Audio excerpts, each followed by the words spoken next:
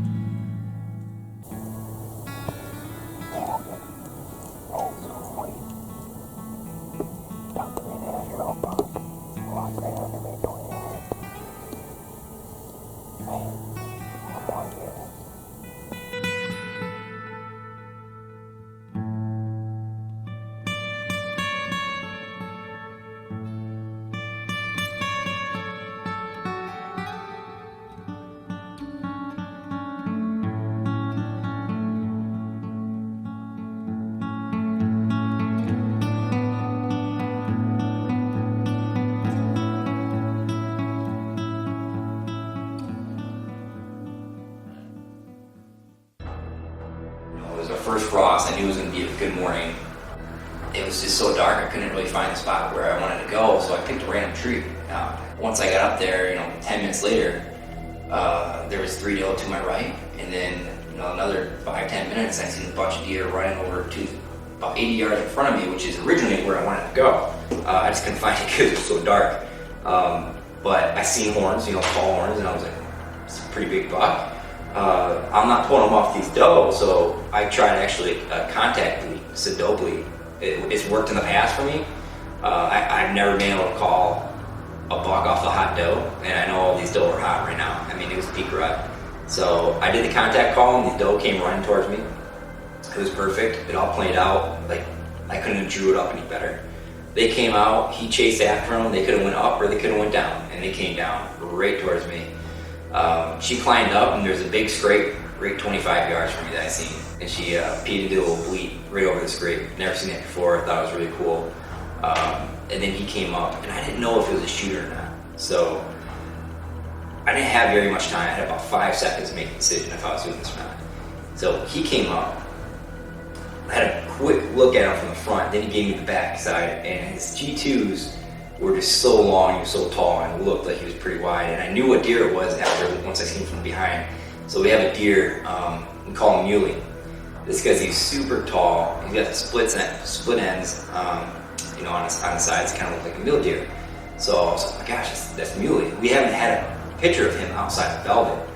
So he was on our hit list, being when he was in velvet, but we had one picture of him running away, and he looked really tall. This deer can look huge in velvet on camera, but then when they get out, you don't know how much they're going to lose mass or how much size they're going to hold or not. And we just didn't have another picture of him outside of it. So I'm thinking he's a 140 plus all day long. And he gave me that backside, and I didn't hesitate, and I pulled back.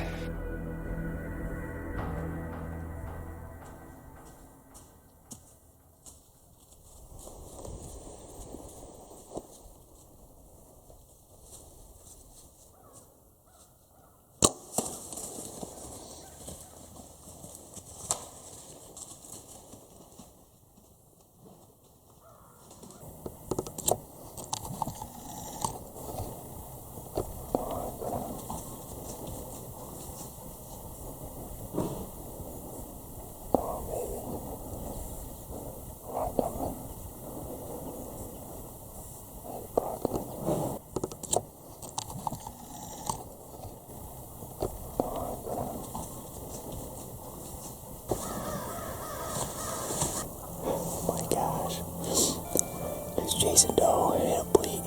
He came within 25 yards, smoked him. Ram cat baby, went right through him and ran about 25 yards down.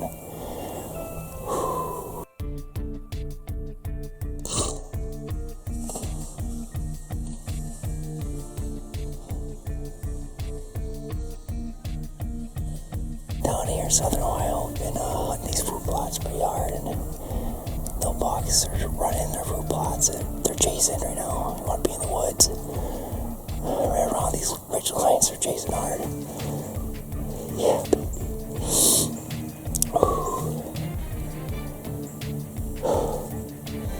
Can't express the feeling right now. It's like we put so much work this year into coming down here and managing. You know, the satisfaction that you get from managing your own plots is just unreal. Kind of with the Zeption bow, baby. This thing's a beast. 25 yards, bathroom shot. What's up, guys? Chad from Experience Wild. It's November 13th, middle of the rut. Just tagged out this morning. The season started in January for us. Everything we did just kind of leads up to this, and it's just way more rewarding than, you know, paying somebody to go to a guided hunt. So when you get out there and scout yourself, do everything, put the work in, the reward is much more. A nice buck. We had him on our hit list. We've been watching him. We call him Muley just because he's just super tall. He's chasing a couple doe this morning. They came right under me. I was able to get a nice shot, 25 yards. Ran about 40. Ram cat obviously pierced right through him. Did the job. Session bow, man, super fast. Crushed a couple ribs. He didn't go far.